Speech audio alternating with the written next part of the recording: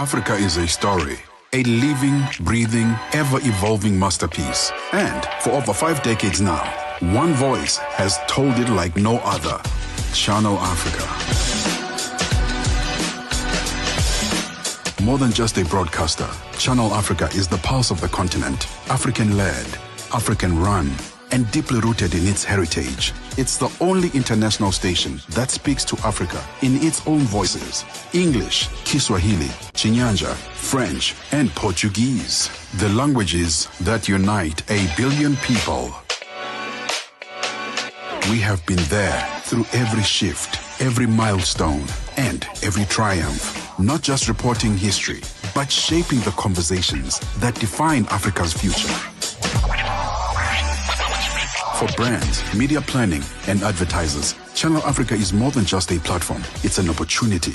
With 25 compelling shows covering current affairs, sports, business, music, and lifestyle, we deliver an engaging Pan-African audience ready to connect, invest, and act. Multi-award winning, internationally recognized, digitally accessible across the globe. When Africa speaks, the world listens, and Channel Africa makes sure of it. For business, for culture, for Africa, partner with Channel Africa, because Africa's voice is the future. Sounds of freedom. Sounds of freedom.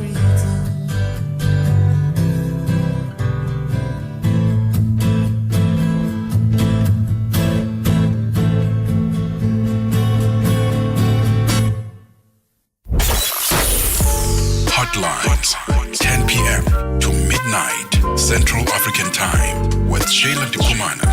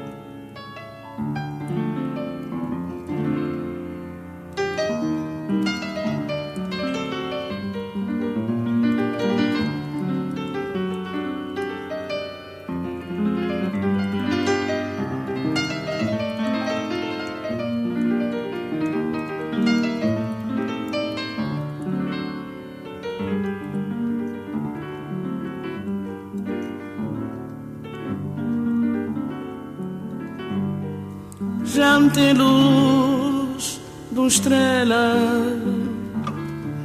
e na minha caminhada dinha lua tá vigiar para tudo de bom ser vrado prata o manto leitoso acolhe a minha esposa bem devagarinho, brisa tá sussurrando que as dor de meu tá ser sepultados na imensidão de bonança desse noite tão clara e então que tudo minha paz é encontrada tá poder seguir tinha estrela já pôde a brilhar nasceu tinha infortuna para dizer que manhã sina já mudar já me tem luz de uma estrela e na minha caminhada minha lua tá vigiar para tudo de bom ser vrado prata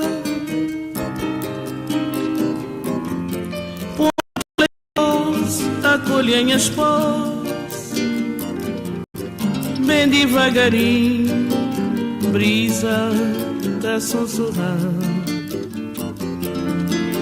Que esse dor de meu tá a ser sepultado na imensidão de bonança desse noite tão clara. E então que toda minha paz reencontrada tá a poder seguir tinha estrela já por a brilhar nasceu minha infortuna para dizer na minha sina já mudar já por a brilhar nasceu minha infortuna para dizer que minha sina já mudar.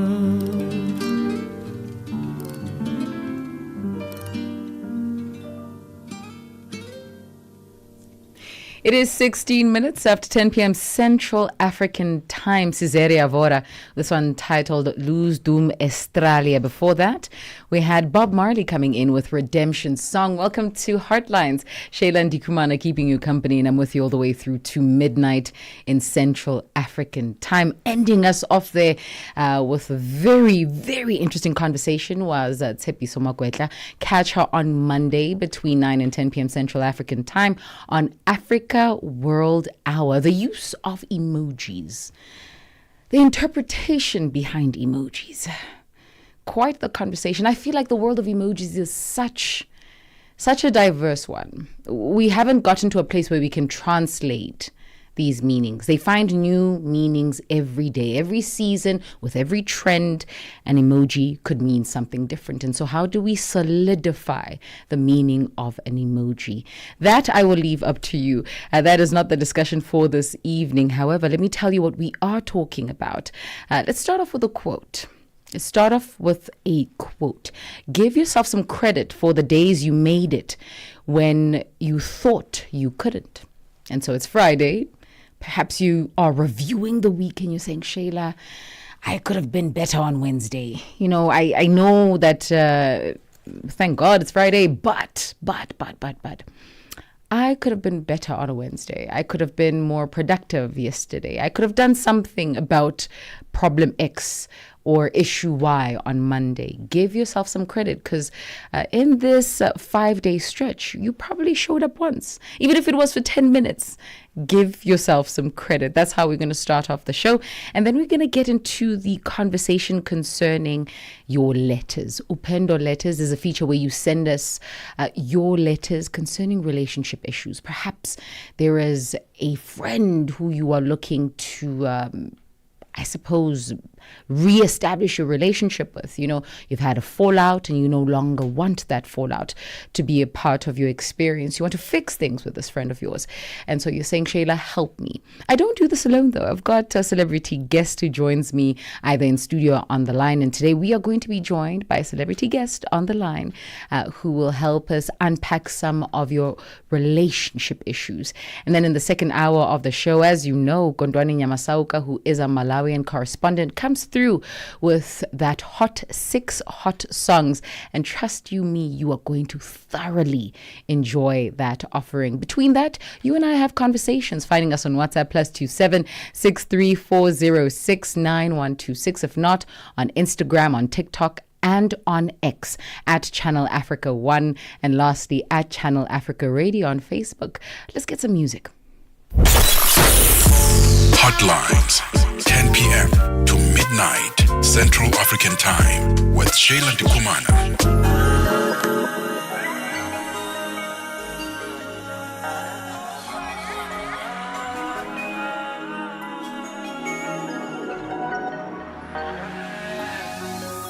Ambeva se washoni langa mama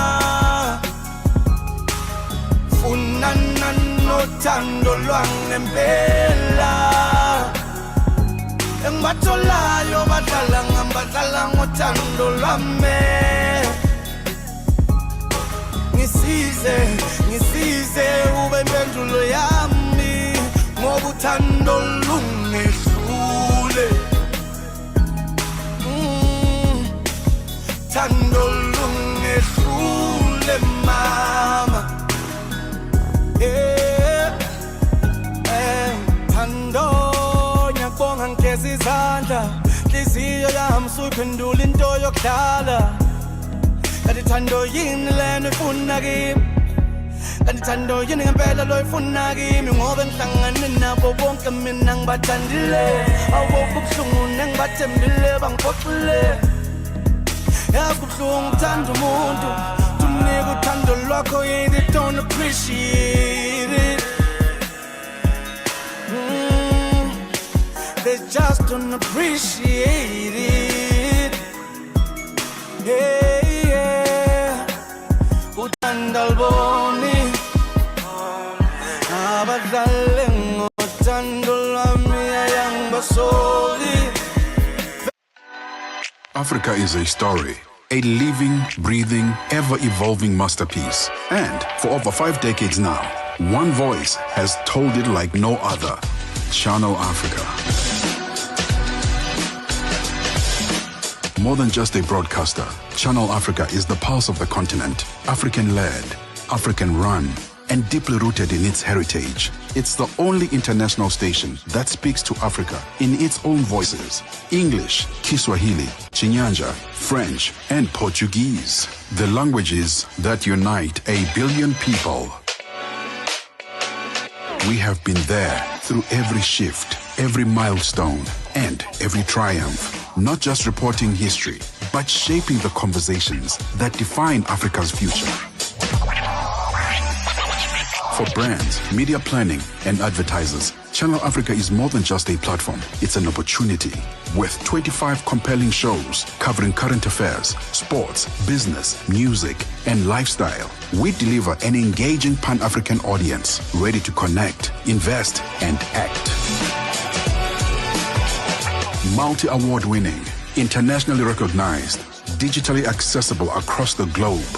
When Africa speaks, the world listens, and Channel Africa makes sure of it. For business, for culture, for Africa, partner with Channel Africa because Africa's voice is the future.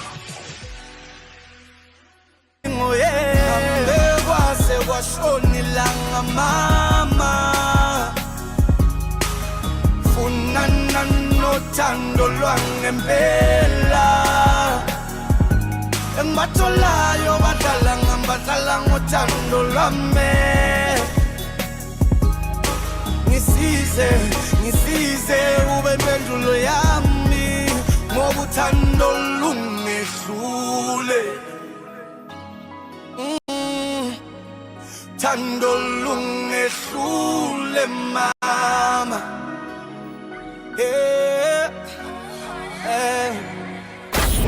Heartlines. Your late night window into Africa's deep conversations.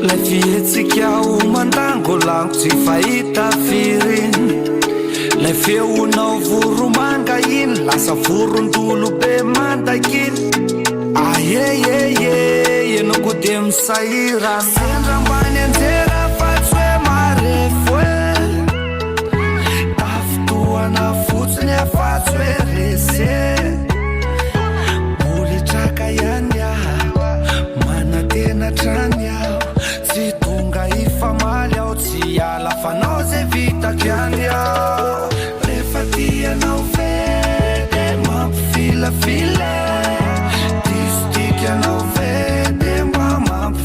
File, I'm an aufona, an aufsafa nausa.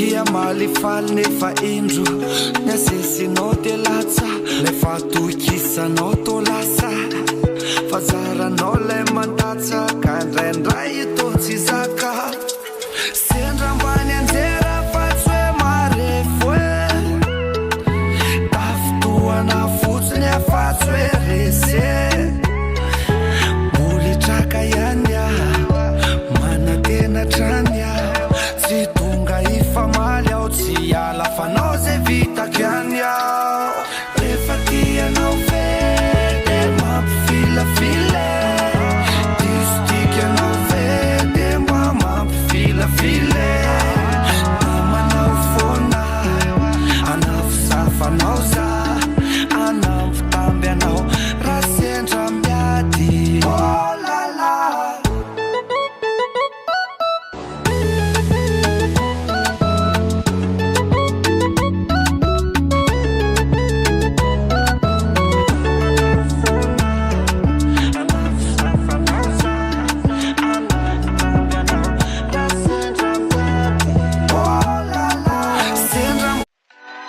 Africa is a story, a living, breathing, ever-evolving masterpiece. And for over 5 decades now, one voice has told it like no other. Channel Africa. More than just a broadcaster, Channel Africa is the pulse of the continent, African-led, African-run, and deeply rooted in its heritage. It's the only international station that speaks to Africa in its own voices: English, Kiswahili, Chinyanja, French, and Portuguese. The languages that unite 1 billion people. We have been there through every shift, every milestone, and every triumph. Not just reporting history, but shaping the conversations that define Africa's future. For brands, media planning, and advertisers, Channel Africa is more than just a platform. It's an opportunity. With 25 compelling shows covering current affairs, sports, business, music, and lifestyle, we deliver an engaging Pan-African audience ready to connect, invest, and act. Multi-award winning, internationally recognized, digitally accessible across the globe.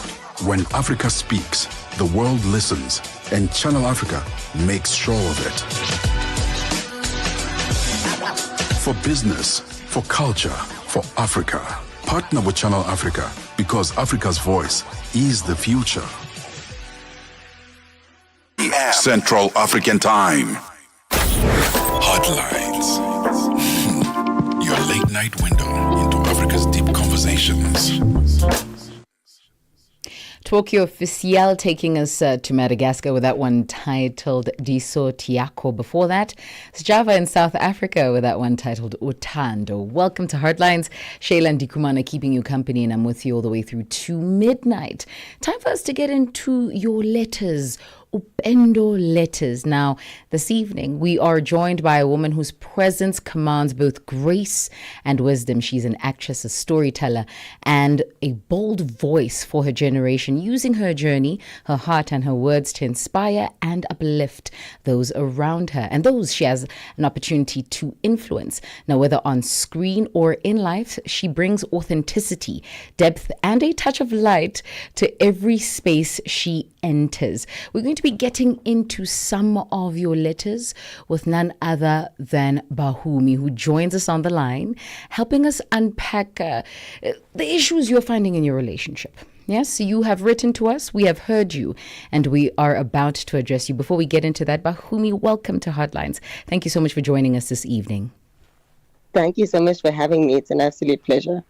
We're going to start off with the letters, right? And the idea, of course, is that you would share your wisdom and counsel with us, right? Some 6 letters came in, Wow. and I trust you do a stellar job. It's not the first time you join us here at Channel Africa. We've heard your wisdom, and we appreciate you coming back and really helping us with these concerns, yes?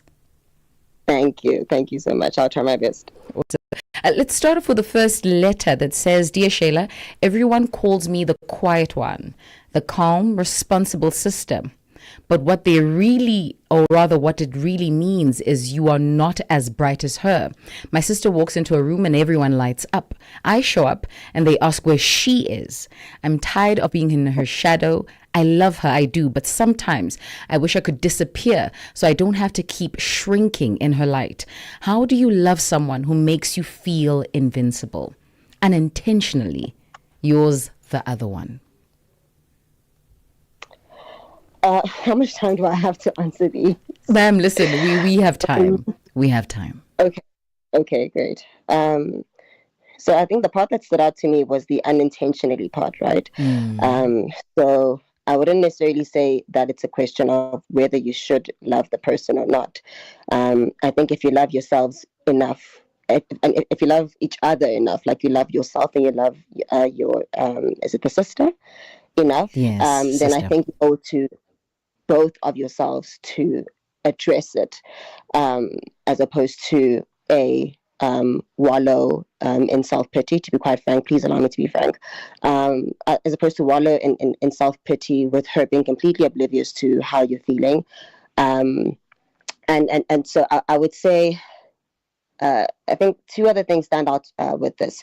If the person who wrote the letter or rather, if the sister really is the loud one, and the person who wrote the letter is the quiet one, then what they should be asking themselves is whether they are okay with being the quiet one. And if they are okay with being the quiet one, then so be it, right? Then that means that they are confident in that. But if they aren't, then the bigger question that they should ask themselves is why they're not okay with it, right? Because if somebody says something as a matter of fact that, well, you're the quiet one, and if you are okay and content with being quiet, then it shouldn't be a concern. Then you'll allow other people to be loud as well. However, if it is a problem, or if you don't feel okay with being quiet, then I think the question isn't so much why is my sister being called the quiet one. The question then is, why do I not feel okay with being the quiet one?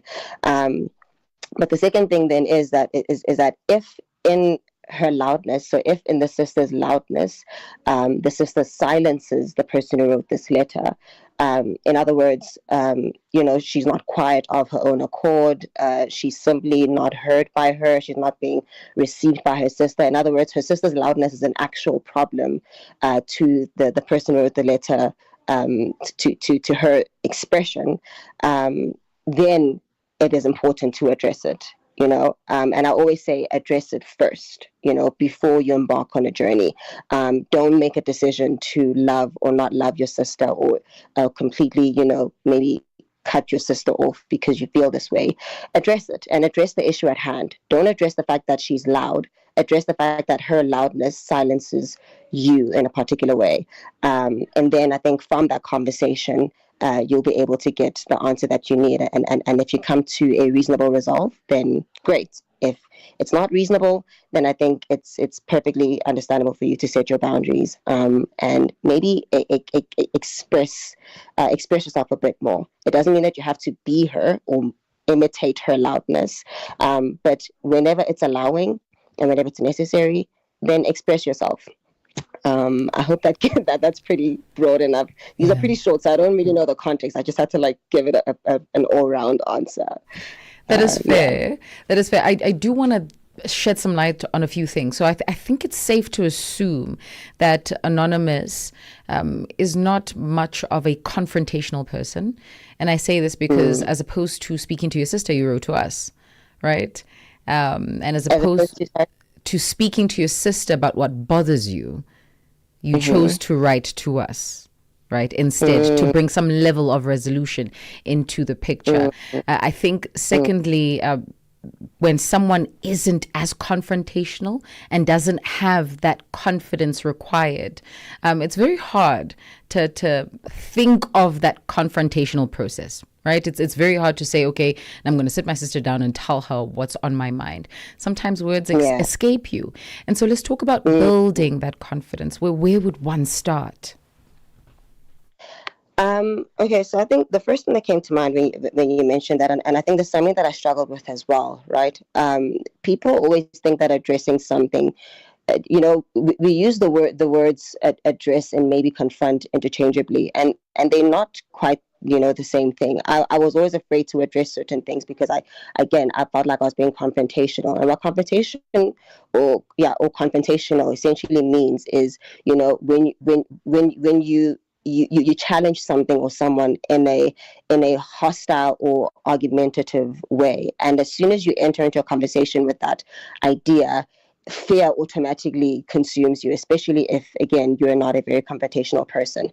So if you were to firstly perhaps change your perspective in especially with Anonymous, noting the fact that the sister's not doing this intentionally, then they already kind of know that the sister's intentions are quite good, and so then they wouldn't be getting into the conversation assuming that it will turn into a confrontation or an argument. I think always assume the best first before you again, I guess, assume the worst, and I think that will ease things a lot better.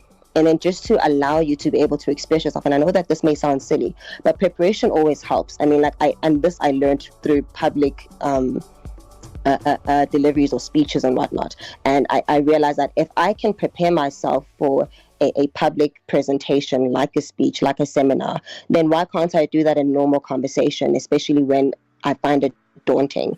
I find it daunting to speak to huge crowds. So if just because the person that I'm speaking to is just one person, it doesn't mean that I don't find it any, it doesn't mean that I find it any less daunting, because it's a touchy conversation.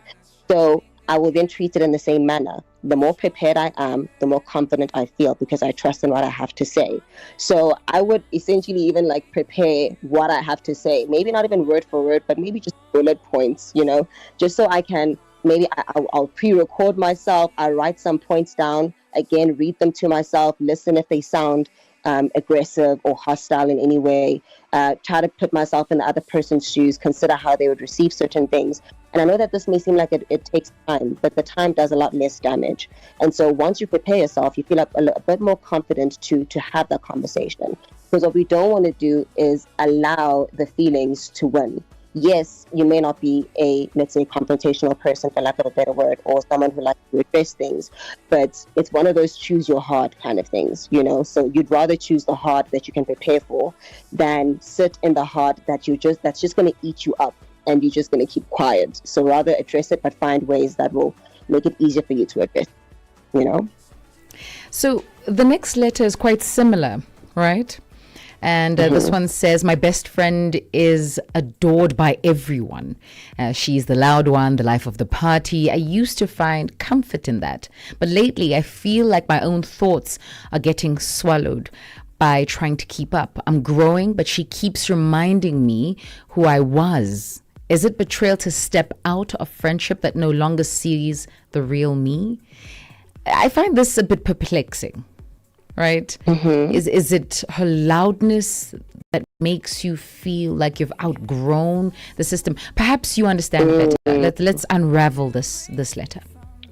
I'm also just trying to understand where Anonymous is coming from. I think the first thing that I want to say is it's never betrayal or wrong, firstly, to step out of any friendship that where you're not being seen. So if that's the case, literally humanity is about seeing each other. And even in our greeting is Zulu, sawubona, yes, which is true. So you have to be seen in any relationship.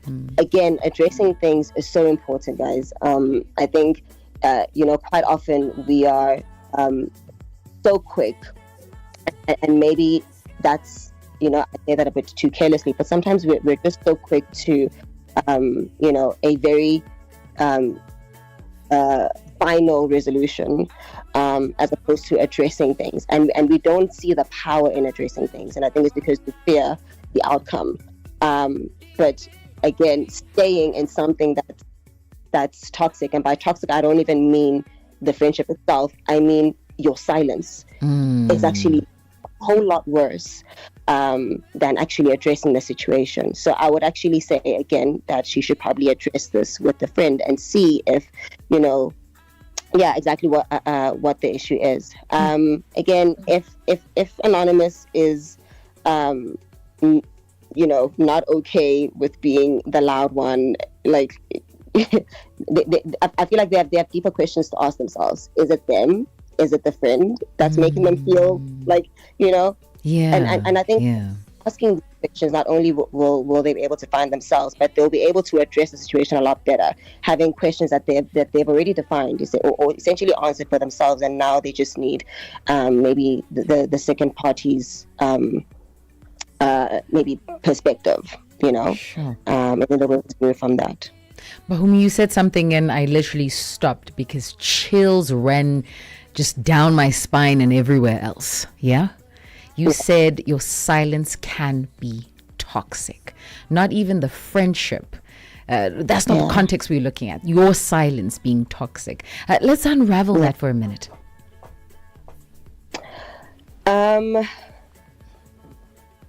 Look, I think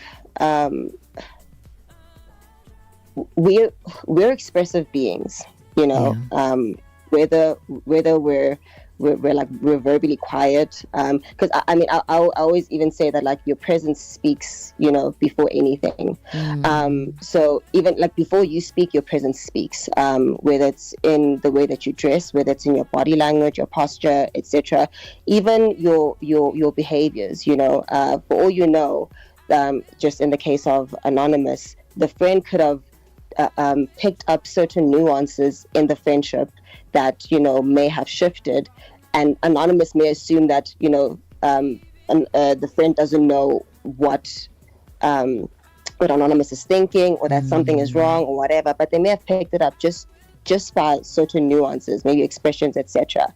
And I think that breeds a lot more toxicity, not just again then for the friendship itself, but for you, because you are suppressing things that need to come out, and the way in which they come out is highly dependent on you, or rather it can be dependent on you, depending on whether you actually express them. If you don't express them, then you will lose control of how they then come out, and that's where the toxicity then relies. The thing with toxic gases is that they'll remain, they'll be there, but after some time they bubble up, and then there's a huge explosion that could have been avoided had the gas been released. And so that's what I mean when I say sometimes your silence can be very, very toxic, and by the time it's released in a way that is detrimental, not just for the friendship or for the other person, but definitely for you, and then you end up coming off as someone, or in some way that isn't really you, so yeah, that's what I mean by that. Bahumu, we now move to the context of family. This letter says, I'm the firstborn, raised to be the man of the house since I was 12. My father left, and I suddenly became his replacement. Everything I do is weighed against how well I protect, provide, or perform. I'm not my father. I'm a boy trying to find space to breathe. Who am I outside of duty? From the boy who grew up too fast. Sure. I deeply resonate with that. Yeah. That's actually, wow, that's pretty deep. I think, okay, maybe I can shed some light with sharing my personal experience. So I'm the firstborn as well, and I think for me it wasn't so much that I had a parent leave. I thank God I still have both my parents, all my parents, including my step parents, but we're African, so we don't call them steps. Yes, ma'am. Yes, ma'am. But I think, so what I found in my experience is that I wasn't so much responsible for the physical responsibilities, but I was very much responsible for the emotional health of the house, to ensure that everyone is at peace, just because parents are no longer together. And of course, they have their own qualms, with each other, etc. You essentially play middleman, and it's very difficult for you to essentially be a child, you are free to be expressive, free to be emotional, not really protecting anybody's emotions and feelings. And so I found myself just being responsible for both my parents' emotions and feelings. And I realized that even, as an adult, I would protect them between each other, and, with the world, wherever we go, etc. And even when I had like issues or concerns with them in particular, say the way in which I felt treated by them, I found it very difficult to express that, because again, I was protecting how they would receive that, or how they would feel. Yeah. And I know it can be quite difficult, I want to say, especially with African parents, but I mean, I actually realized that this is just quite a general thing, to express yourself or to express your emotions, because they too grew up in societies that never really allowed for expression, especially with emotion. So they don't know how to receive that. We are in a society that essentially, and just like Anonymous, how Anonymous may be feeling at home is essentially how society shapes us. You're not allowed to express yourself. You're not allowed to nurse your inner child. And something that really helped me, I'm not saying that this is the avenue for Anonymous, but this is where I found my answers. So when I started going to therapy, I'm not saying that therapy is what helped, but this is what I got from it. That it's really important, how therapy defines it is reparenting, right? And I know that may sound pretty, difficult or even dark. It's like, okay, so I'm trying not to be a parent now I must parent myself. What on earth does that mean? But what that essentially means is you give yourself the love that you needed as a child, and you'll be surprised how easy it is, especially when you give that child space and room to do that in your own private space. So because the world may not be ready to receive you, and by the world I mean the world at large and your parents, when you're in your private time, you assess your own thoughts, you allow your own feelings to kind of unravel, and you cry if you need to cry, you speak to yourself if you need to speak to yourself, you write, you journal if you need to do that, almost as if your inner child is speaking to you. And I think once you can start accepting and loving your inner child for who they are in your private space, it is easier for you to, I want to say, not the word is, what's the word? Not appear, but essentially like go out into the world as the person that you have already accepted, so that by the time you meet the world, and I know that, trust me, this definitely takes time. It's baby steps, but by the time you present yourself to the world, you are no longer so focused on getting the validation from anybody else, even if they don't understand it. In fact, you just understand them for not understanding you. And I think that's the important part. You have to understand you for you. Even if your parents gave you the best life and world you could have ever had, the best upbringing, at the end of the day, if you don't accept you, if you don't love you, and I know that sounds very cliche, but there's truth in it. If you don't love you and if you don't accept you, then you really cannot expect anybody else to, nor will you be comfortable if they don't. So yeah, I would strongly say, I strongly suggest that Anonymous focuses more on accepting and receiving their inner child and the cry of their inner child, before maybe even expecting it from their parents or the rest of the world. Yeah. Bahumi, with that being said, of course, do you think that this necessity for reparenting to an extent taints the view of legacy? And I say this because I can't imagine having to reparent yourself, right? So what you were supposed to receive from those who are supposed to give you care, you now need to find ways to regenerate that for an individual who's past their point, right? So you're not speaking to you now, you're speaking to your inner child. And so having to go through that process, how does this then affect your viewpoint of legacy?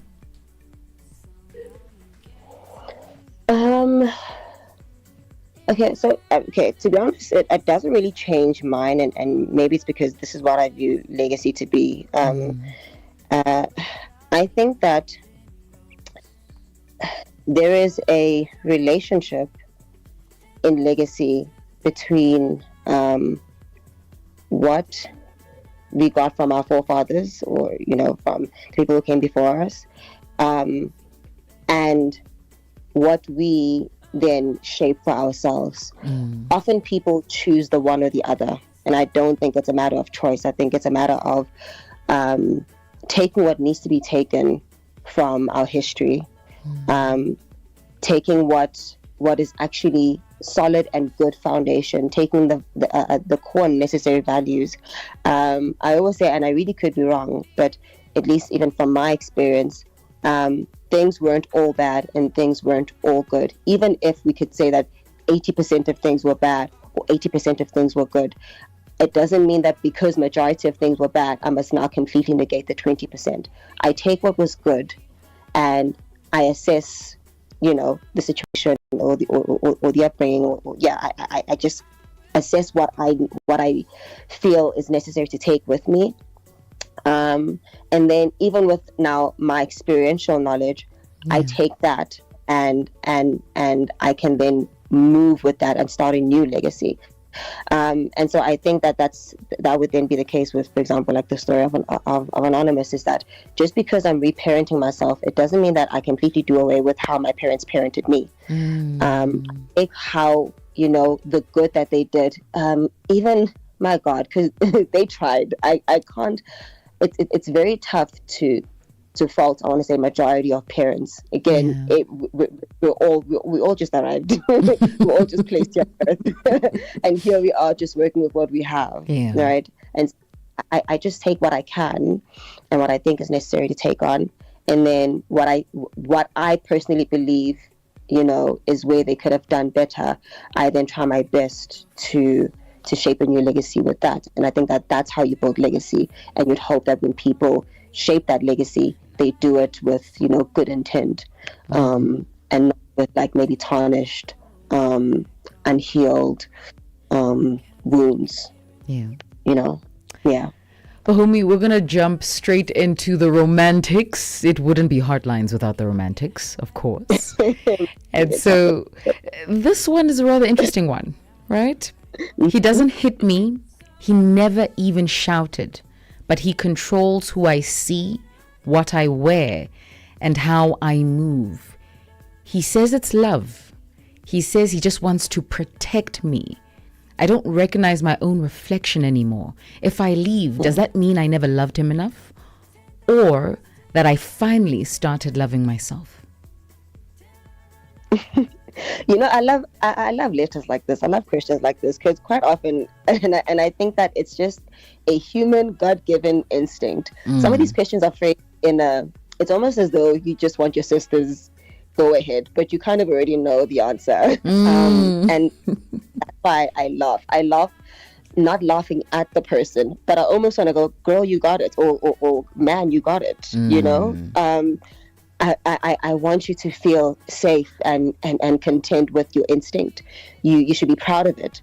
I think we're just afraid because of the residuals that we're left with, or the pain that comes with it, and kind of like what I hinted with in the beginning, you choose your heart. Both things are hard, leaving and staying, etc.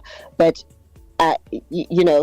this person essentially just unpacked their own answer, and I feel like I just want to say yes, yes, go. But I don't like doing that, because again, I'm not in the situation. So fine, I will entertain this.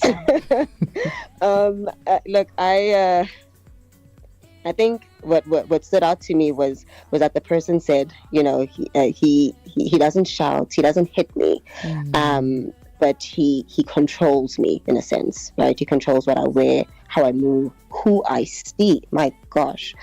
And so with that, I would say, sometimes the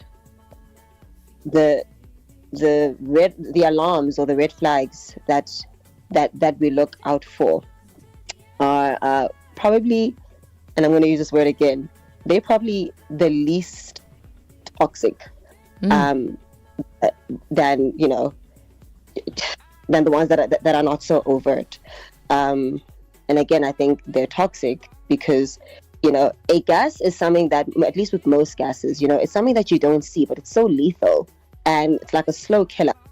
And it's worse than a fire that you can run from. It's almost like by the time you are in it, you can't even see the exit. You are choking. It's tough for you to get out. It's like a problem, And so that's what this feels like here. It's like, because he didn't slap you, it's tough for you to run, because you don't see it as like something that's like, super bad, super toxic or whatever. Yet it's probably the more toxic one, because by the time you have to go out, it will be a lot harder, because now you're choking, you're not finding the strength to now you're even second guessing yourself, you can't even think straight, all of these things, you can't see clearly, and that's what real toxicity is. So if you can see these, and more than anything, at least again, I'm talking forever here, but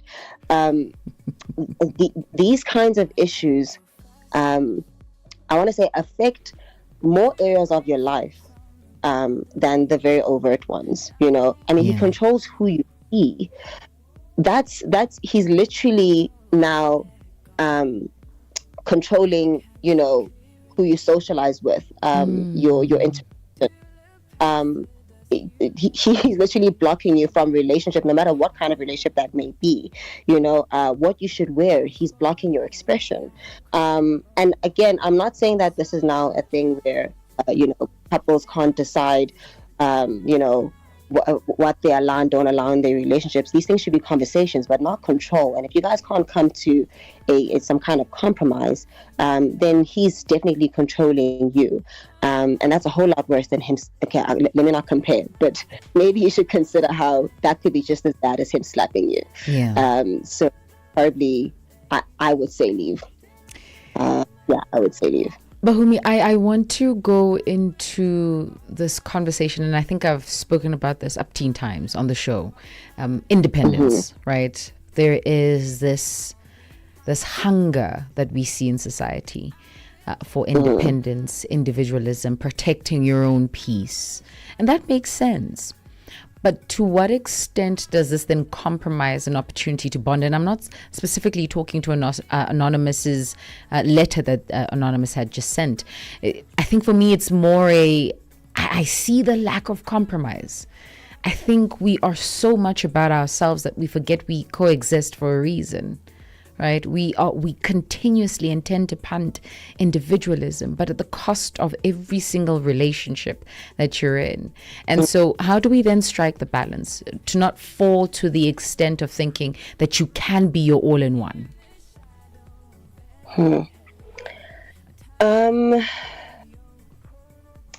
I think so. I don't. I'm trying to brief this one up, but I think what's important for me is my freedom to think for myself at the very least. If I can think for myself, I think, and I think for me, this is why I prioritize even thinking by myself, right? I really prioritize time with myself and not just sitting down idle. Like I'm so corny. I will listen to myself. I will talk to myself. I'll wake up in the morning and I will literally watch the sunrise, and I'll, and I'm just meditating on my own thoughts. I believe in God, and I definitely speak to God, but I'll even take it as far as saying, God, I'm talking to myself now. I'll bring into the conversation just now, right? Because I think it's so important for one to think for themselves, so that by the time you are met with other people, even God himself, and that's why I think that, I believe that my God allows that. By the time you're met with other people, what you have is I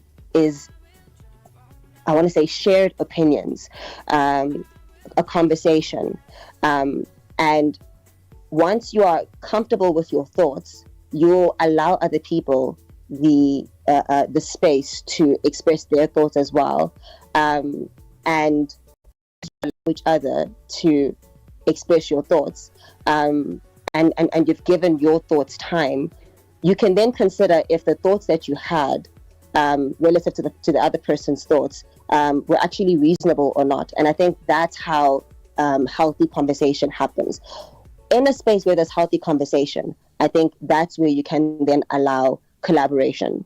And so I feel like that's where the balance is at.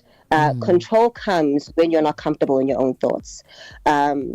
Control comes, and this then is then with you when you are trying to control other people, is you are not, I want to say, secure in your thoughts either, that you want to impress your ideas, your thoughts on other people, because you're not confident in yourself, you're not confident in even your propensity to be wrong, right? Yeah. Because you haven't analyzed thoughts enough. You don't confide in yourself enough. That's actually where, and I know I'm digressing, but I just have to say this. That's actually where the word confidence comes from, right?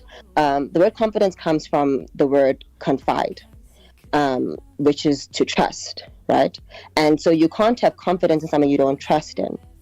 So if you don't have confidence in yourself, it means you don't trust yourself. And you don't trust yourself because you haven't given yourself time enough thought. I'm not going to trust a chair that's like shaky, for example, because I don't have confidence in that chair, or vice versa. I'm not going to have confidence in that chair because I don't trust that chair can hold me up. But once I have information that chair has four legs, it's made of a good material, good wood or whatever, then I can sit on it. And so I feel like if people would spend enough time with themselves, spend enough time with their thoughts, they will be able to confidently address other people, address conversations with people, and then have conversations that are healthier, because they not only trust in their thoughts, having assessed them, but they also trust in the propensity to probably be incorrect and have their minds change because they think enough. Does that make sense? It does. It actually does. So. A whole lot. I was taking that in and going, I didn't know that about the word confidence. A part of me wanted to go, let's Google this, which is it's completely wrong. We're doing the show right now. And so let's get into the very last letter, Bahumi. Thank you so much for that response. I think it was brilliant. And the reality is, when you are confident in who you are, your expressions are more sound to you. They need not be sound to everyone, but they're more sound to you. And you can respect the expression of the next because you trust that their time with self and the words that leave them are I suppose a reflection and expression of who they are. And just as you serve others that very reflection and expression of yourself, you then begin to respect others. And it's not I want you to believe what I believe because I'm saying it type of thing. So yes, you make 110% sense. The last letter, this one says, love the slow burn. I've loved him 5 years, or rather I've loved him for 5 years. He knows it. Sometimes he holds my hand like he means it. Other times I'm a ghost to him. He says, you're the one I'll marry. Just not yet. But how long must I wait to be chosen without conditions? Can love really exist in this limbo? Yours truly, second place in my own love story. Yikes. Oh my days. That is a lot. That is just that second place in my own love story. What's your take? It's not your love story. Oh, Bahume, wait, don't hurt me like that. What do you mean? No, that's just what it sounds like, because he's controlling where they're at, right? But so for me, right, it's not so much the 5 years that I have an issue with. It's that she saw herself in a particular place in 5 years, and he didn't see himself in that place. And so, one person's going to lead, or clearly we're following one person's narrative here, not the others. And the sad part is that we're following this person's narrative without an idea of the end. He's not even giving her a timeline. So I don't mind people who say, look, I want to get married or I don't want to get married. To each his own. Yeah. But I think this is why it's necessary for you to decide for yourself or think for yourself again where you want to be, what you desire, etc. So that by the time you meet other people, you kind of both, you express where you guys are at. And if you're not in the same space, then okay, I guess we're not meant to collaborate, right? Whatever it may be, relationship, business, etc. Yeah. That's how contracts work. And so even if, because some people go into relationships with the hope that maybe the person will change their mind, etc. I would vouch against that. But if you want to go for that, I would still say, give yourself a timeline. So if I'm going to give this person time to process it, then they better process it with intentionality, and time allows for that. So when I give you a time frame, that allows you to process with intentionality now. So then damn, I've got 1 year left for this girl to decide whether she's leaving me or not. Do I really want this? Do I want to be with her? Do I want to marry her, etc.? When you give them that sense of urgency. But if you don't have a timeline and they don't have a timeline, then whose story are we following here? Yours or theirs? Sure. So yeah, she needs to she needs to rephrase that last line. I'm sorry. Or maybe not. Maybe she just needs to leave. Yeah. Because I think, Shane, and again, choose your heart, but like it feels obviously, like love, or like that it is her own love story, because she loves how he holds her, and maybe how he makes her feel, etc. But he's not fulfilling her core value, and I think that's more important than anything in any relationship. We all have different values, we all have things that we love, and we all have things that we can compromise on, which is great, but your core values are set in stone. She clearly values marriage for whatever reasons. He may not, or wherever he may find himself. I say may because I don't know where he's at, but he may not. If our core values don't align, we have to consider whether the other, maybe surface level values are worth it. Things like children, that's a core value. Things like beliefs, and I mean, like, belief systems in terms of philosophy. Bahumi, are you with us? I think we are losing Bahumi there. We're going to try and get her back on the line. 8 minutes after 11 p.m. Central African time. If you have just joined us, we were in conversation with none other than Bahumi Mhlongo, who is a multifaceted actress, speaker, and social media influencer. Of course, sharing with us her thoughts and views on your letters you have sent through. Your irritations, you are hurt, you're in pain, you want a solution, and we're trying to find ways to bring that to you. And Bahumi was getting into such a beautiful point, and so we will try and get her back on the line in just a bit. If you want to send through your commentary, perhaps you're saying, listen, no, I know what the solution is. Find us on +276 3406 9126. For now, a quick breather.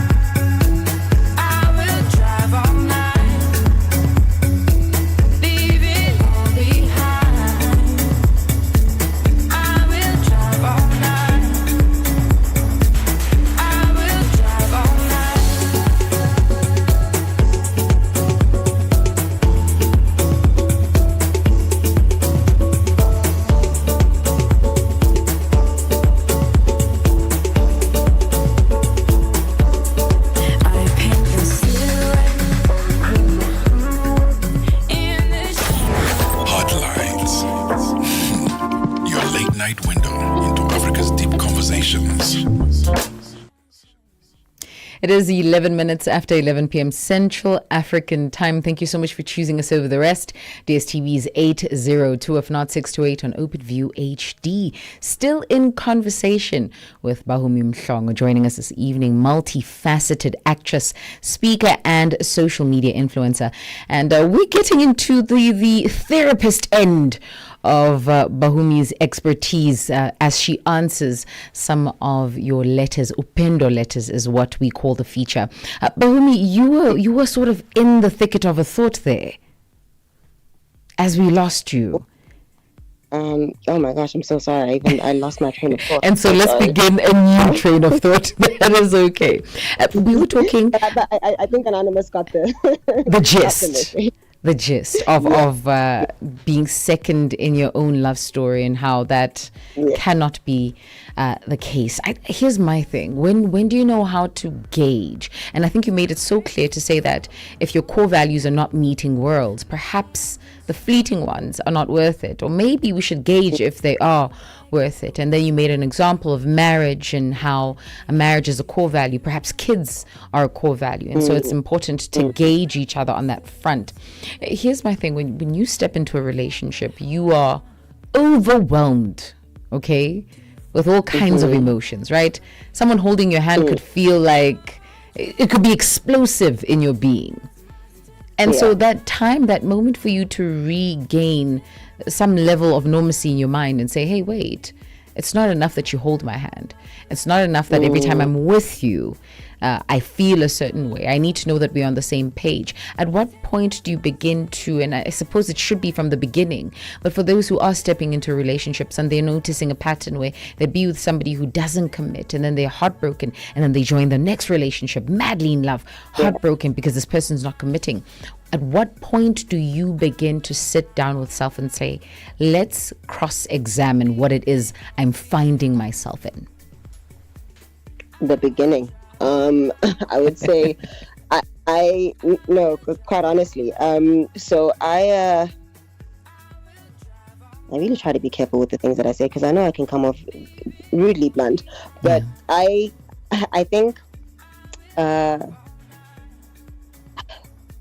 we can be so feelings based as people, and then we define that. excuse me. We define that as love. And so please hear me and understand me. I am not at all saying that feelings don't have a play in this. I think it's beautiful, of course, that we get to have emotions and feelings and butterflies, etc. But I don't think that should shape our decisions. So it could definitely spark interest and intrigue, and it will definitely make me want to speak to you a bit more. But again, core values are what allow me to make the decision. If I, and maybe this may sound silly, but this is actually even something I've even started doing. I use very silly or simple examples, to like explain things like this. So recently I have been changing how I dress, right? And I don't mean that in terms of style. I mean that in terms of the quality of clothes that I wear. So I'll go into a store and I will be blown away by a particular outfit because of how it looks on the mannequin, or because it's trendy, or let's say a skirt, and it immediately grabs my attention. So the feeling is there. But let's say the store that I stepped into wasn't just some normal department store. I stepped into a high-end store. So I definitely would hope that I get the value for my money. I'm not just going to get the thing because it looks cute. So now you see that tag that I used to ignore when I was a kid, or in my early 20s, inside that white one that says wash like this and this is the material, etc. Now I look at that, and it's because I've now done my research on natural materials, etc. and what's synthetic and all of that. And as soon as I look at the material and I compare it to the price, the allure of the look doesn't even affect me half as much anymore. And I think it's because I know I'll probably wear this once, but it's definitely not going to be long lasting. And I'm tired of being heartbroken 2 years down the line, or maybe a year down the line, when the top I spent so much money on has worn and torn. Sure. And that's how I treat relationships. I don't want to stay in a relationship that I made me join it or made me commit to it because the feeling was there initially, but 2 years down the line, 6 months, whatever down the line, I'm now doing damage control, or I have to now spend more hours in therapy, or I'm crying about something that I really could have seen coming from the very beginning. And so I think that we really shouldn't define feelings as love or make decisions based on feelings. The spark and all of that is all great to feel. It really is, but it shouldn't be our deciding I want to say factor. We need decisions based on the realities, the core values, etc. So yeah. Bahumi, as we wrap up the conversation, I want you to give us 3 questions. I love how you broke it down. You have now done research on the quality of gear and the material used, and now you kind of have a gauge of how long this desired top will last. Give us 3, I want to say pointers, but perhaps 3 instructive questions that will better inform how we connect to people. Right, the same way in which you applied this methodology that allowed you to do the research and then gauge the pricing against the material. Will it last long? Will it not? Will the combos of material last as well? Give us 3 pointers for relationships, though. Sorry, I'm not sure if I understand your question. Are you saying I should give 3 pointers for like whether you should be with someone or not, whether you should be friends with someone or not, or just between people in general, like in conversations, etc. 3 pointers in how you should assess your relationships. That which is beginning, it's too early to say anything, right? But for the relationships that you are in right now, right, what are 3 questions that you can ask yourself that will help you better define the state of your relationship and how much you should invest into that relationship? Okay. Sorry, I'm asking a follow-up question again. Earlier on, or like the relationship you're currently in? Let's say the relationship you're currently in, and I say this because earlier on, maybe you might use the very same wisdom, right? Yeah. And just extend it, but now you're in the hot seat, you're in the 2-year relationship, and you're like, what am I doing here? But I'm hooked. And you sort of need this way out. What's this 3-step process that you can apply?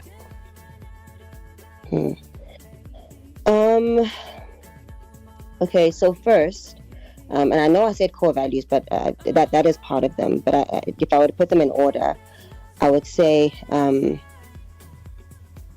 you feel heard? And I say this very carefully because sometimes this can be, I don't want people to assume that I am, vouching for a very self-centered, again, I want to say Miss Independent or maybe even Mr. Independent kind of relationship where it's just my ideas and my voice that's important. That's not what I'm saying at all. But do you guys hear each other? I don't think you'll ever get into a relationship where you don't have any differences. I think even within the core values, you may have the same core values, but maybe the one person wants 3 kids and the other person wants 2 kids, but at least you guys both want kids. So at least you guys can have that discussion, and that's where you can decipher whether you are hearing each other or not. In a relationship where you don't hear each other, my gosh, even if you guys have many things in common, even within those core values, it's not a relationship. Then I'm just, again, one person is probably controlling, or I'm just stuck. So I think it's necessary to see if you guys can communicate. You can hear each other out. You give each other space for that. If you guys are fighting and you're arguing, can you guys go, maybe take some time, come back, have the conversation again, and then you come to like some kind of resolve. If you guys can't come to a resolve, can you guys maybe suggest a third party, but like, is there communication? Is there effective communication? Is there conversation in this? The second thing that I would then say, again, I'm not saying it's any less important, but I've already mentioned this, core values.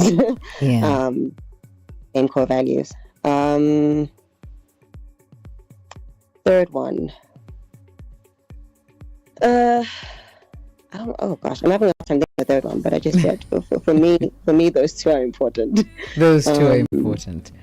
Yeah, those two are important. I want to say, okay, because I don't want to do it with the surface either. Now Yes, that because ma'am. everything has to be deep then, right? So yeah, I love the deep things. I love that people say all the depth. But I know that this sounds so simplistic, but can you have fun with each other? Are you comfortable with this person? Can you guys laugh together? I think this then is where that third element, that element that made you stay in the beginning, which probably shouldn't have been the most important one, but we discussed it earlier. It doesn't mean that's not important. Yeah.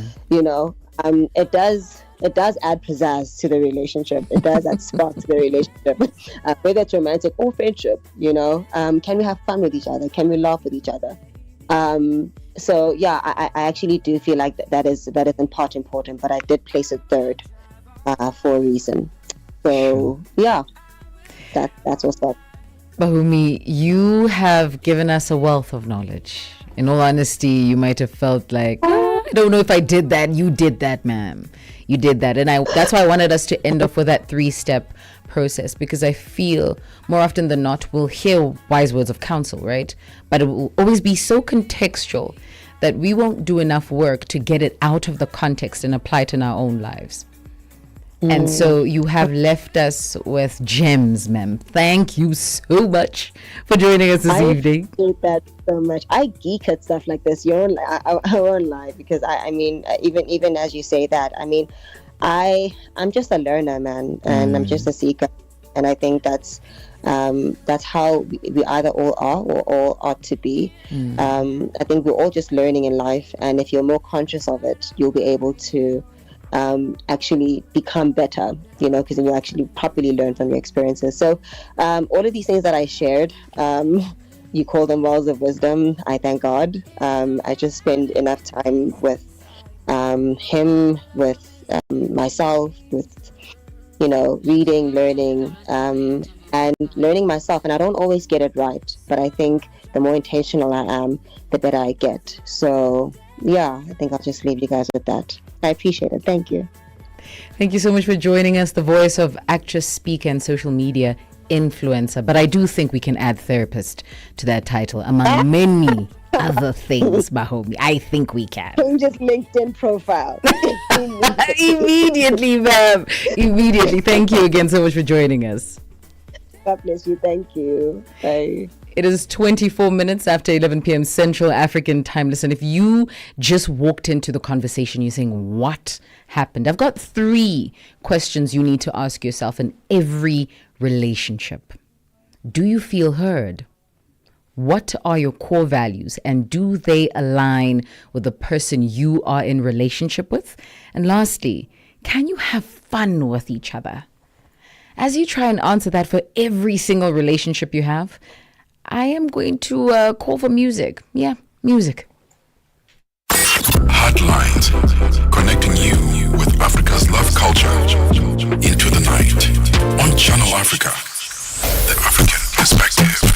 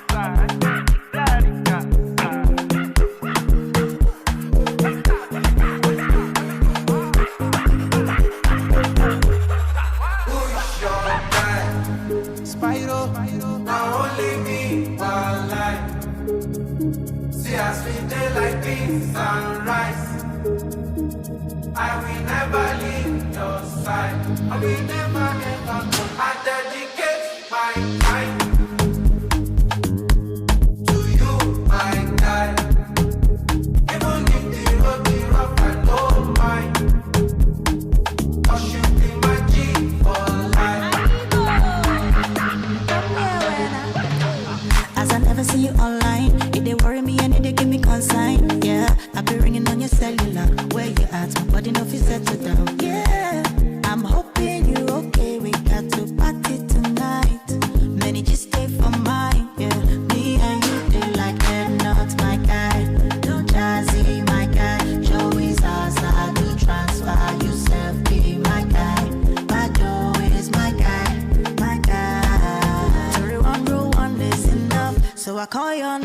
ask me. Gee, that guy is my guy. Jeffrey's not my guy, not my guy. MK and Junke for life. Vina Super V, she's my boo. Yeah, Chiefy Kukura. Small God from Ghana.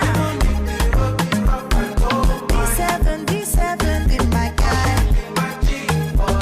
You be my G, be my G. Yeah, I'm feeling good tonight. Cause I did, yeah, with my guys. I got plenty for my mind. But right now I'm with my guys.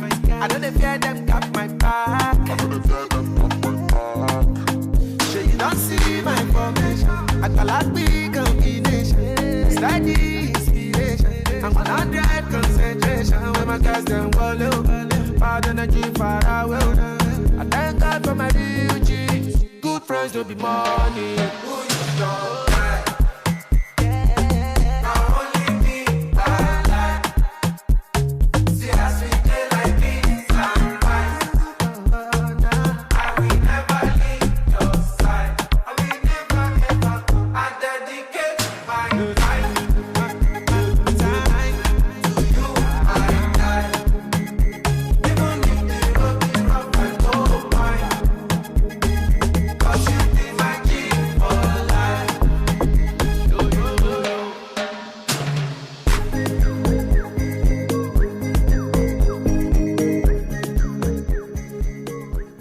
Twenty-eight minutes after 11 p.m. Central African Time. Spyro is apparently Tiwa Savage's guy.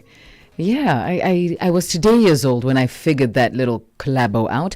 Spyro alongside Tiwa Savage. Who is your guy? Welcome to Heartlines. Shayla and Dikumana keeping you company, and I'm with you all the way through to midnight. Listen, we had an opportunity to unravel conversations with an actress, a storyteller, and a bold voice for her generation. Of course, using her journey, her heart, and her words to inspire and uplift. And she did that on the show this evening. Who am I talking about?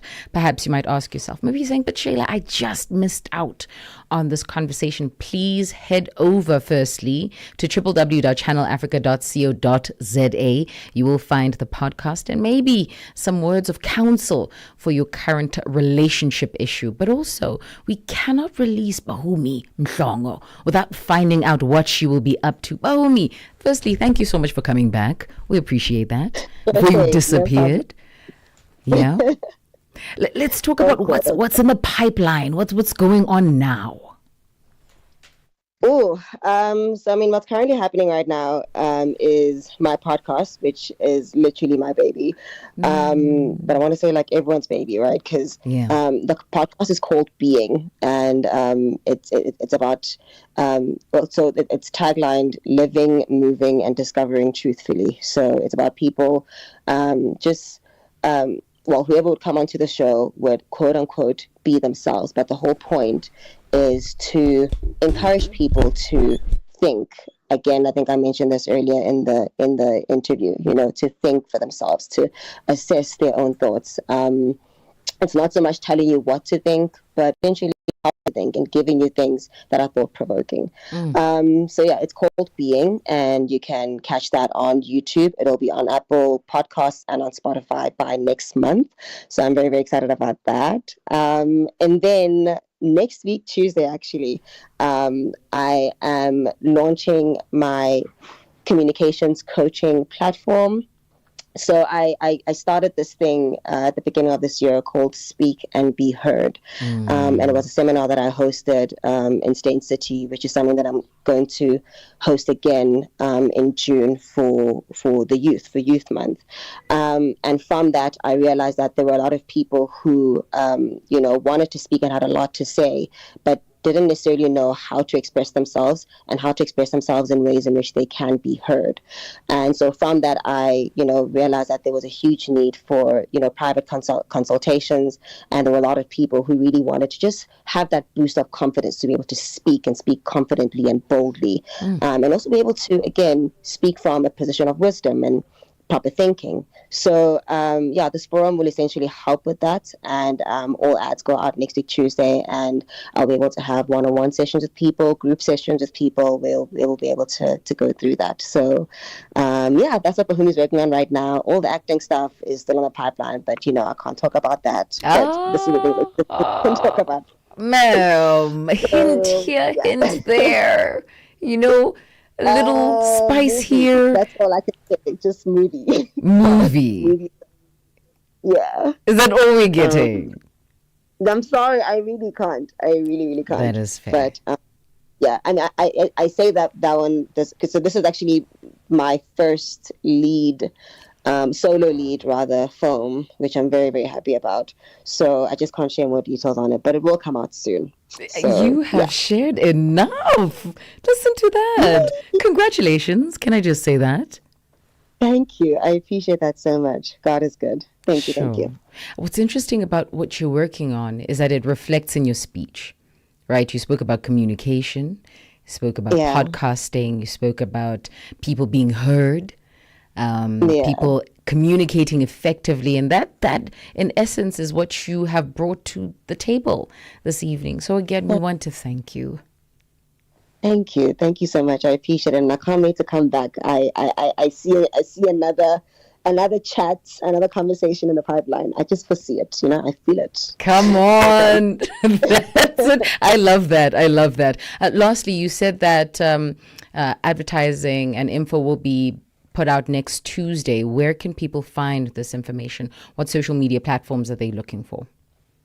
Sure. So they can find it on relatively all social media platforms: Instagram, TikTok, Twitter, and Facebook at Being Bahumi. Being Bahumi is what we are looking out for. Bahumi, please continue being you, and hopefully you will inspire others to become themselves. Yeah? Thank you. I appreciate that. I certainly will. The voice of actress, speaker, social media influencer, now deemed therapist. At this point, we're just going to call her communications extraordinaire. Bahumi, thank you again for joining us this evening. Thank you. Heartlines. Your late night window into Africa's deep conversations.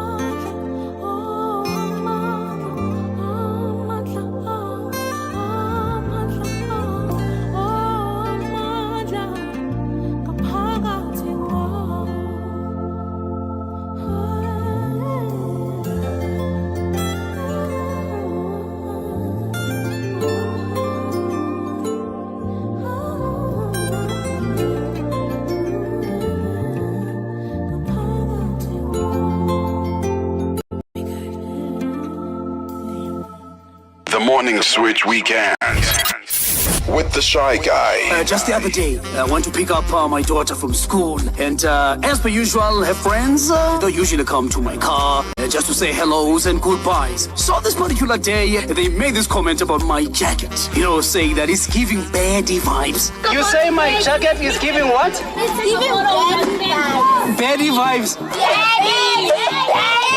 It got me thinking, where did the baddies come from? Because nothing is new under the sun, as it is said. I was like, oh yes, remember the Kenyan parliamentarian? Her name is Millie Odhiambo. When you are urging me to be a good example to the girls, the younger ones who are doing their first term, Mr. Speaker, if they are good girls, they'll never get corner office. Be as bad as Millie Odhiambo, you will be the mother of this house. So do not be cheated like the African culture, where you are told have decorum, be nice. I'm telling you, you will go nowhere. Be a bad girl like me. And I thought to myself, that is the original baddie. Saturday and Sunday mornings belong to the Morning Switch. 3 to 6 a.m. Central African Time. Africa, meet a baddie. Yeah, that's me. A baddie is a music lover through and through. I really love African music. He's got a taste for all kinds of tunes and spends his days listening to Channel Africa. Guess what? He didn't know. Okay. Channel Africa wants to help our baddie and all music lovers everywhere to discover even more incredible music. That is why Channel Africa is calling on all African musicians to submit their music. Musicians, remember to give us all your relevant information. Make your submissions at music@channelafrica.co.za. Submissions are your chance to be heard on radio. But sadly, they do not guarantee that you'll be playlisted. All submissions will be carefully reviewed to see if they meet our station's requirement. Channel Africa, the African perspective. Have you been struggling to find Channel Africa? Oh yes, where can I find you guys? Well, you are in luck. Warning, radioactive zone detected. Please enter. Listen to the African perspective on our brand new SABC Plus app. Download the fresh and easy to use app from sabcplus.com or the Google Play Store and the Apple App Store. Or just command your phone to find SABC Plus on your phone and check out all this good stuff. And that's where you will find Channel Africa, the African perspective. Oh yes, this is fresh and easy. Heartlines. Your late night window into Africa's deep conversations.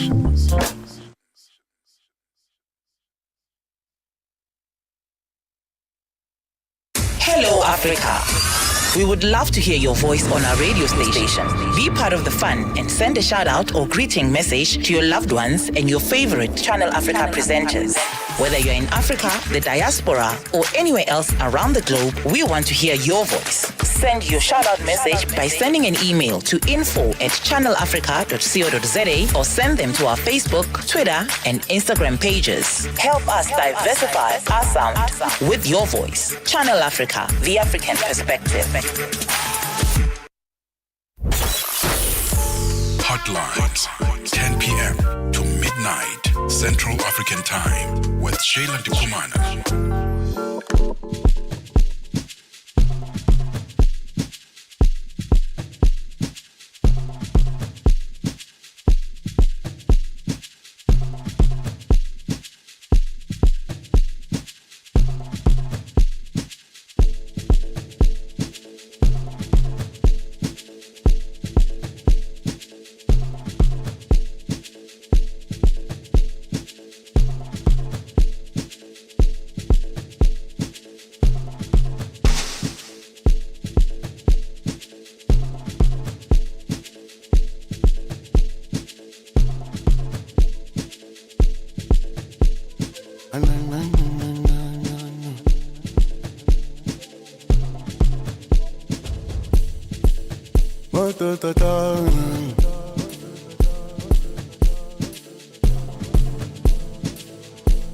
Ay. Yeah, una malini. Al-Murumba. Y que la lima se le hizo combinante a un melel.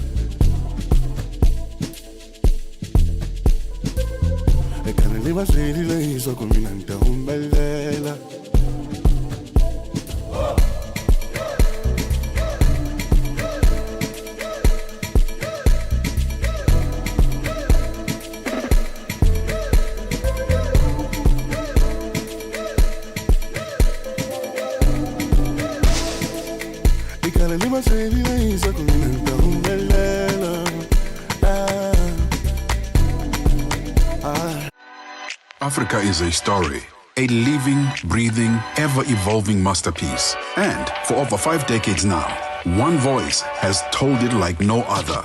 Channel Africa.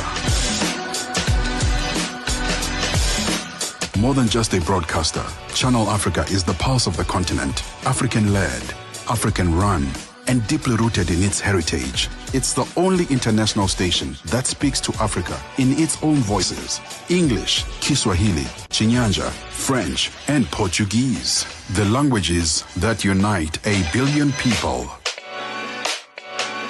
We have been there through every shift, every milestone, and every triumph. Not just reporting history, but shaping the conversations that define Africa's future. For brands, media planning, and advertisers, Channel Africa is more than just a platform. It's an opportunity. With 25 compelling shows covering current affairs, sports, business, music, and lifestyle, we deliver an engaging Pan-African audience ready to connect, invest, and act. Multi-award winning, internationally recognized, digitally accessible across the globe.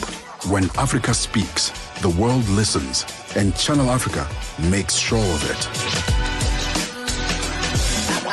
For business, for culture, for Africa, partner with Channel Africa, because Africa's voice is the future.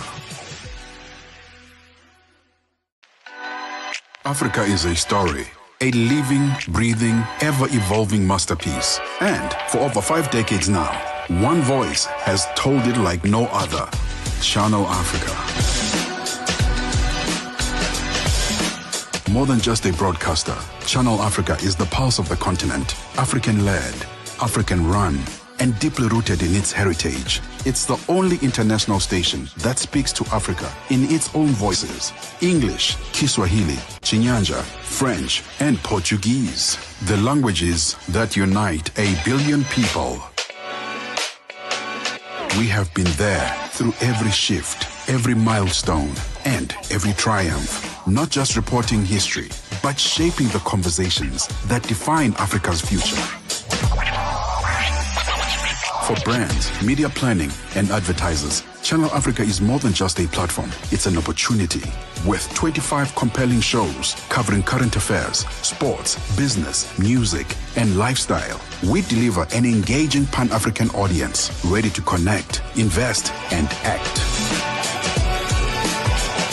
Multi-award winning, internationally recognized, digitally accessible across the globe. When Africa speaks, the world listens, and Channel Africa makes sure of it. For business, for culture, for Africa, partner with Channel Africa, because Africa's voice is the future. Africa is a story, a living, breathing, ever-evolving masterpiece. And for over 5 decades now, one voice has told it like no other. Channel Africa. More than just a broadcaster, Channel Africa is the pulse of the continent, African-led, African-run, and deeply rooted in its heritage. It's the only international station that speaks to Africa in its own voices: English, Kiswahili, Chinyanja, French, and Portuguese. The languages that unite 1 billion people. We have been there through every shift, every milestone, and every triumph. Not just reporting history, but shaping the conversations that define Africa's future. For brands, media planning, and advertisers, Channel Africa is more than just a platform. It's an opportunity. With 25 compelling shows covering current affairs, sports, business, music, and lifestyle, we deliver an engaging Pan-African audience ready to connect, invest, and act. Multi-award winning, internationally recognized, digitally accessible across the globe. When Africa speaks, the world listens, and Channel Africa makes sure of it. For business, for culture, for Africa. Partner with Channel Africa because Africa's voice is the future. Africa is a story, a living, breathing, ever-evolving masterpiece. And for over 5 decades now, one voice has told it like no other. Channel Africa. More than just a broadcaster, Channel Africa is the pulse of the continent, African-led, African-run, and deeply rooted in its heritage. It's the only international station that speaks to Africa in its own voices. English, Kiswahili, Chinyanja, French, and Portuguese. The languages that unite 1 billion people. We have been there through every shift, every milestone, and every triumph. Not just reporting history, but shaping the conversations that define Africa's future. For brands, media planning, and advertisers, Channel Africa is more than just a platform. It's an opportunity. With 25 compelling shows covering current affairs, sports, business, music, and lifestyle, we deliver an engaging Pan-African audience ready to connect, invest, and act.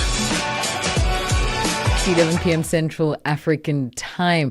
At that very last song, you heard Murder and Murumba Pitch, as well as Oscar Mbo with that one titled Mohegan Sun. Before that, we had Amanda Black coming in with Power. And that's how we're going to end the show, with power.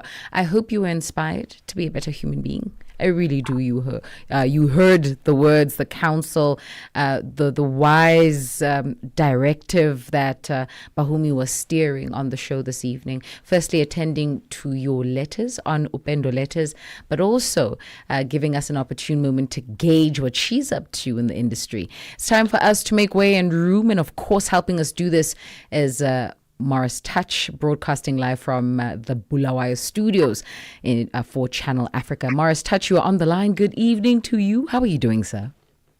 I'm very well. How are you doing, Shayla and Dikomana? I'm inspired. Let me start there. I am inspired. The conversation that we had with Bahumi on the show, speaking about not mixing confrontation with conversation, being able to address things without having to be confrontational. I think that's also something that we use synonymously. We use confrontation and address interchangeably, and that's wrong. It's actually wrong. When you're addressing something, it's not confrontation. It's an address, which is completely different, right? It's stating the matter. And then confrontation is getting into the thicket of the angles that you're most probably not happy with or are extremely happy with, depending on what end of the stick you are on. Nevertheless, I am inspired. I feel like I have walked out a better human being. How's your Friday been like? Friday has been fantastic. I spent the whole day at the Zimbabwe Open Golf, brilliant tournament. It's running up until Sunday. So we still have another 2 days of fantastic golf featuring some of Africa's finest golfers. And I must say that the leaderboard looks very South African, I must say. Yeah, they are dominating. Guys from SA are dominating the tournament so far. Okay, Morris. I didn't know you were a golfer. Nice to know that. Let's get into the show for this morning. What do we expect on the Afro Republic? What you can expect, you know what, it's the weekend, and the rules of engagement on a weekend don't change. It's time for you to party, get down, have a fantastic time, forget all the stress that you went through during the week, and understand and celebrate the goodness of the weekend. That's all that we're doing. We've got our mix coming through at 1:30, and another one will drop at 2:30. So there is so much to look forward to as we celebrate, like I said, the weekend. I just want to add something to what you're saying, or just to pick up something. You spoke about confrontation, and it was confrontation and engagement. address. Yes. So I think sometimes when someone gets to a point where they get confrontational, it's because they feel that their address is not being received as they would have perceived.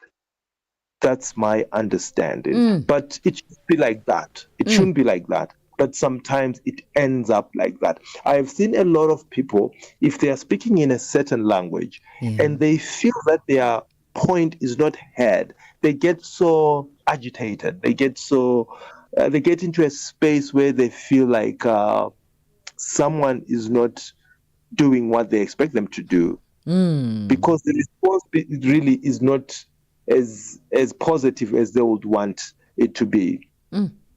So yeah, that's my take. It emanates from a lot of things, but one of them is that point that I've just shared with you. Sure. Now you're adding on to the wisdom. We love it. We love it. And we can now entrust the rest of the station onto your hands, right? Take good care of us, Morris Touch. Keep us grooving. One lady and presenter to another. Oh, come on. And just like that, we need to wrap up the show. That was the voice of Morris Touch joining us from our Bulawayo studios in Zimbabwe. And he's going to be offering you the Afro Republic between 12 and 3 p.m. 3 a.m. That's a whole entire, how many hours? Never mind. Listen. 12 to 3 a.m. Central African time. It has been a pleasure keeping you company from the team and I and our stellar producer standing in for Matsheko Musito. That is Nolo, who is somebody you should be looking out for between 12 and 2 p.m. on Saturday on the African Top Charters. She will be keeping you company, so please don't miss out on the station that brings you that African perspective, but also that keeps you groovy. So you heard. From the team and I, it's been a pleasure. Until next week, Monday, 10 to midnight, do take care.